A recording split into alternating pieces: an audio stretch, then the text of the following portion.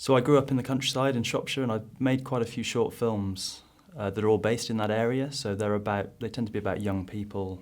They're about kind of lack of opportunity in the countryside, and how there are narratives that exist that contradict the kind of idyllic nature of being in the countryside. So I'm quite keen to explore stories that are about people who live in a certain place, but how that place shapes them, and can kind of have conflicting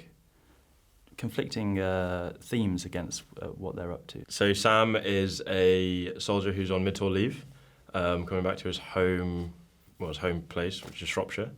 Tries to fit back into normal life, but throughout the film you start realising, or Sam starts realising himself, that he's not quite feeling okay, or quite feeling right. So he suffers from PTSD, and it's basically about how his journey almost gets worse and worse, and how his girlfriend Lily is there trying to support him, but he can't quite fit into normal life again. So I actually went to primary school with Tom. But after primary school, we obviously went our separate ways, and he went down the acting route and I went down the filmmaking route. And then we kind of merged again when this all came together. So I was aware that he was acting, and I was, looking for someone who might fit the role. And we got back in touch and we auditioned, and he was perfect for the role. I am from Shropshire, born and bred, so I know it very, very well, and it's my home. So in a sense, probably that's, the biggest relatable thing I find anyway. Being in that sheer, beautiful countryside, but also very, very isolated.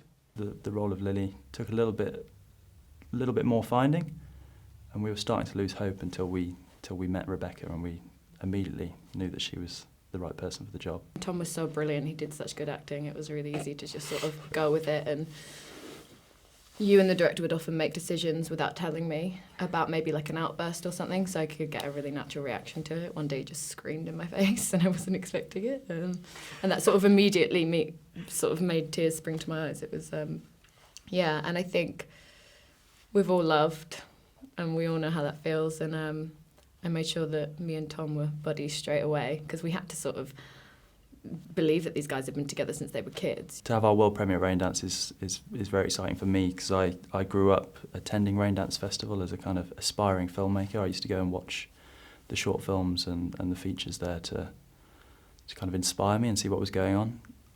Also, when I was first kind of developing the film and figuring out how would you, as an independent filmmaker, get a feature film made in the UK, there's a book that Raindance have called the Producer's Lab No to Low Budget Guide to Filmmaking, I think it's called.